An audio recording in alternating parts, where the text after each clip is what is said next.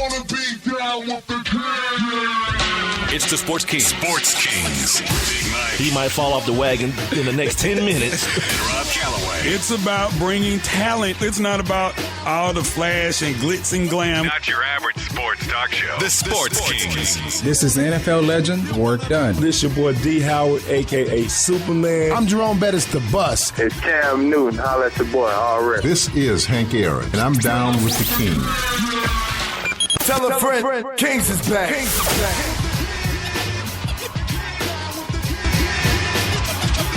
And the question we always ask, are you down with the Kings? The Sports Kings podcast, as heard on Spreaker.com. You guys can contact us while you're listening to this podcast at Sports Kings Live, Twitter and Instagram, as well as Facebook. You can email us at sportskingshtl@gmail.com. We got a comment or two on Facebook, and I tried to reply, and I think I replied, but I'm not really sure. So the safest way, if you want to comment on something that was said in the podcast, the safest way to do it is either do it via Twitter or Instagram. I talked about yesterday how beautiful a day it was. Well, today was equally as sucky. It rained, it's cold, and it got colder as the day went on. And as opposite to yesterday, I didn't get out. I did get out today. And so... Go figure. Yeah. On the bright side, though, oh, by the way, I'm Big Mike. The other voice that you're hearing is Rob Calloway. We are the Sports Kings. On the bright side, though, I got on a fresh new pair of drawers today. So, What? yeah, that's a good thing. Yeah. There's nothing like a good fresh pair of drawers, man. Like, you know, that feeling. You know, I like my old ones, you know, because they broke in and, you know, got a couple strategically placed holes in them, but yeah, we can get some new ones on. Yeah. Like, what's your brand, dog? I actually like Hanes. I'm a Hanes man myself. See, I don't like the Hanes, man. I like the Fruit of the Looms. Yeah, I like the Fruit of the Looms, man. Do you? Yeah, I'm an FTL dude. I'm a tagless guy. I don't like the tags in the back of the drawer. So, you know, now Hanes they just have it print inside the underwear. That's the way the Fruit of the Looms are. And then they got the legs, because I wear boxer briefs. What you ride with, like the briefs or the boxers or the boxer briefs? No, I wear boxer briefs. Yeah, I don't wear the ducky. Tighty whities.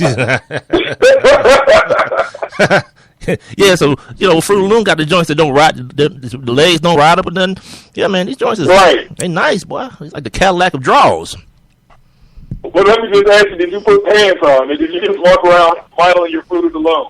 No, actually, I did not. And I'm not doing this podcast in them either, only because, like, right before we started tonight, I just walked in. So I didn't have time to disrobe and get extra comfortable. But, you know, for the ladies who listen to the podcast, there will be a time or two where your boy will be sitting here in the confines of his own personal space. Yeah, in the Fruit of the Loom, because, like, they nice. I'm telling you, man, they feel good. Yeah, they all right. They are all right. All right. Got new drawers, y'all. Yeah, man. Like, I don't get new drawers all the time. I don't. Like, I wear them till it's just the waistband left. Like, that's all that's left in the drawers. But I decided, you know. Yeah, I got my favorites now. I got my favorites in the drawer now. I know that. I got my favorites. Sometimes you just like to feel that wind blow, that slight breeze blow through them. My fellas know what I'm talking about. They know what I'm talking about. All right, we got a show to do tonight. We got some sports to talk, some sports. We're gonna definitely get into some of this NBA talk. We did a little bit of it the other night about the MVP race, but yeah, my man Russ is going ham, coming off a face injury, so we got to talk about that. We got some baseball stuff we're gonna talk about, not necessarily what's going on in the in spring training, any of that kind of stuff, but there are some things that are happening within baseball, and we're going to talk about some weed, the sticky of the ickiest. We're going to get into that. And before we do, yesterday, Rob, you posed a question to me, and I want you to go ahead and pose it again. At the end of last night's podcast, you posed a question to me, and I didn't get a chance to address it because we were running out of time. So tonight, I want to start with that, with you posing the question to me again. All right, and that question was, we see a lot of movement in Philadelphia. We just saw Shady McCoy get traded to Buffalo for the linebacker. What's his name? Kiko. What's his last name? Kiko Alonso. Yeah, Alonso. And now the Philadelphia Eagles have a total of 8 Oregon Ducks on their team. Of course, Chip Kelly, the former head football coach at the University of Oregon. And I was asking, like, what is he doing? Or do you think that he's making the right moves in bringing in all of his former guys? Well, I mean, that kind of stuff will come out in the wash. You know, he's not bringing in bad Oregon Ducks. You know, Kiko Alonso was a very good linebacker 2 years ago when he was healthy as a rookie. Very good. He had reached kind of Paul Bunyan type status, you know, that folk hero type status, and then he blew out his knee and missed all of last year. He still has to pass the physical before he's able to join the team and the trade be consummated. So once that happens, you'll know that he's healthy and he'll be ready to, you know, to perform at that level again. Now, you asked me if Chip Kelly's doing the right thing. For him, he is, because here's what it all boils down to. He has the power to do these things, to make personnel decisions. And if you're going to do them, do what you want to do. Like, don't worry about what the outside perception may be. Do the things that you want to do, because you're in a job that is pretty much a day-to-day job. Like, you can get fired anytime. So why not get fired doing things your way and doing things the way you want to do them? He's a firm believer in his system and his culture being able to overshadow any type of primetime talent. You know, I was reading this Pro Football Focus thing on LaShawn McCoy.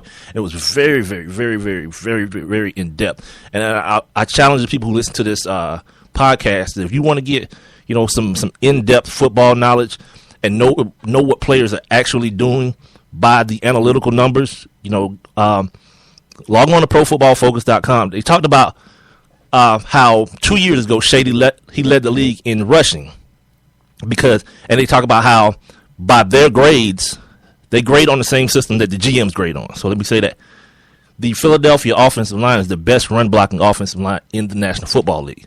Now, what happened last year? There was some influx in the first half of the season with some injuries, and so everyone was saying, "Oh, Shady's off to a slow start." Then that line came together in the second half, and he started breaking off these runs. And the stats that they put together is I think it was his yards per carry before first contact, his yards before first contact, and there was another stat, and I can't. It's right here. Because I'm such a genius, I actually saved the page because I'm smarter than the average bear. And I just happened to look down and see it. All right, the percentage of carries, yards before contact, 5 yards. So every time he had a run that was 5 yards before he got contact, they put that into this formula. So the percentage of his carries was 23.9 in 2013, when I'm talking about that line being all together for all 16 games. In 2014, it dropped to 17.4. But in both cases, he's still above the league average, which is 13.5 and 13.4, respectively, in years. His yards per carry on runs, with yards before carry equaling 5 yards, he had this dude had 12.7 yards every time he had a carry over 5 yards in which he wasn't touched. So he didn't just get 5. He got damn near 13. The NFL average being 13.1 in 2013. Here's the kicker. In 2014, the NFL average pretty much stayed the same at 13.2, but LaShawn McCoy's average went up to 13.4, above the NFL average. Now, his total rushing yards now, on yards before carry, yards before contact. I keep saying carry, don't I? Yards before contact, which means if he gets to 5 yards without being contacted, they count that as a carry, a carry on yards before contact. All right. In 2013, the NFL average was 979 yards. LaShawn McCoy had 950 yards. before he was contacted by a defender in 2013. In 2014, it was 714. Well, the NFL average was 714. His numbers were 721, so he was above the NFL average in 2014. Which I'm saying all this to say, I told y'all, I don't know if it was yesterday or the year before yesterday, that all 32 NFL GMs subscribe to ProFootballFocus.com, so they know these numbers too. Chip Kelly knows these numbers, and basically what he's saying is, my line made LeSean McCoy what he was, and these numbers sort of prove it. You know what I mean? He ended up with like 1,100 yards last year. 721 of those yards came before anybody touched him. You understand what I'm saying? Like 65% of his yards came before anyone touched him. So, if you're Chip Kelly, he says, I can replace that. I don't know. No, I don't know how far back you can go, because I'd like to see, what Shady, what those numbers were like maybe 3 years ago. You're asking me too much now. Well, yeah. The article only gives me 2 years now. The article only gives me 2 years, Rob. You're being greedy. Okay. All I'm saying is just give you Chip Kelly. It just gives you the Chip Kelly. It gives me 2013 and 2014, which tells you why Chip Kelly's just ready to say, okay, I'll pump another dude in here. I'll pump Bryce Brown or somebody. And they just signed some little white running back. They just extended him, so maybe he'll be the guy. I don't know. I don't even remember his name. But they're like, yeah, Chip Kelly's like, yeah, cool. I don't need a special running back. I just need a running back. The same way he don't need a special quarterback, he just needs a quarterback. And he feels like his system and his culture will take care of the rest. So what do you think? Do you think they're going to try to make this move like a lot of people are predicting and trying to move up to get Mariota? Here's the thing with that.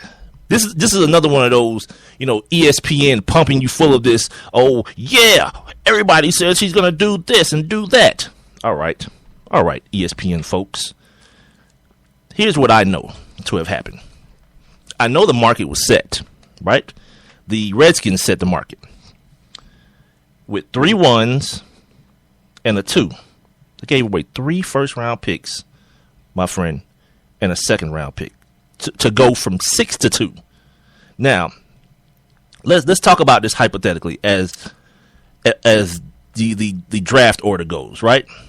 Okay, we know number 1 already, Tampa Bay. Let's assume they take, Jameis Winston. Right.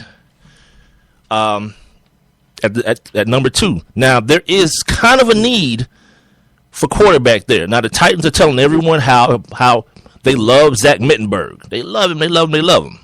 Okay, cool. So let's assume they take Leonard Williams, right? The tackle or defensive man out of USC. Now, here's where you kind of go 3-4, Jacksonville, Oakland. Both got quarterbacks last year. No need to worry about.